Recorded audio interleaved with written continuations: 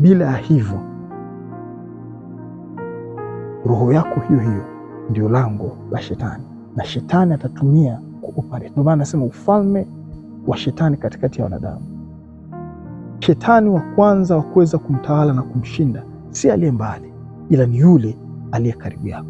Tawala mawazo yako, tawala hisia zako, control yourself, sababu kila kitu kinachotokea katika maisha yako kinatokea kutoka katika moyo wako. Ndio maana maandiko yanasema kwamba linda sana moyo wako kuliko kitu kingine chochote, maana huko ndiko zitokako chemchem za uzima.